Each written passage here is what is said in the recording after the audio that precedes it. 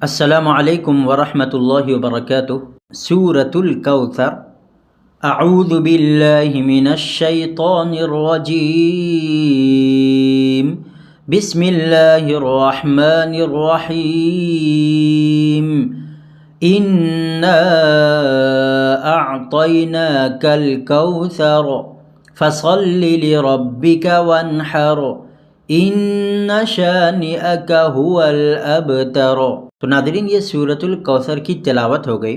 اب آئیے سورۃ الکوثر کے ترجمہ اور مختصر تفسیر کی طرف۔ بسم اللہ الرحمن الرحیم، ترجمہ ہے شروع اللہ کے نام سے جو بہت مہربان ہے اور سب پر مہربان ہے۔ انا اعطیناک الکوثر، اے پیغمبر یقین جانو ہم نے تمہیں کوثر عطا کر دی ہے۔ کوثر کے لفظی معنی ہیں بہت زیادہ بھلائی، اور کوثر جنت کی اس حوض کا نام بھی ہے جو حضور اقدس صلی اللہ علیہ وآلہ وسلم کے تصرف میں دی جائے گی، اور آپ کی امت کے لوگ اس سے سیراب ہوں گے۔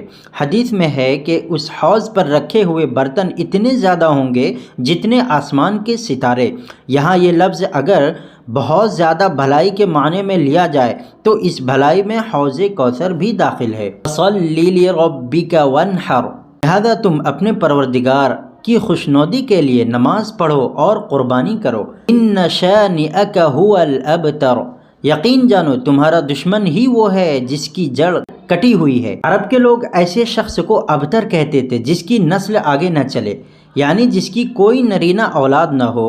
جب حضور اقدس صلی اللہ علیہ وسلم کے بیٹے کا انتقال ہوا تو آپ کے دشمنوں نے، جن میں عاص بن وائل پیش تھا، آپ کو یہ طعنہ دیا کہ معاذ اللہ آپ ابتر ہیں اور آپ کی نسل نہیں چلے گی۔ اس کے جواب میں اس صورت میں فرمایا کہ آپ کو تو اللہ تعالیٰ نے کوثر عطا فرمائی ہے، آپ کے مبارک ذکر اور آپ کے دین کو آگے چلانے والے تو بے شمار ہوں گے۔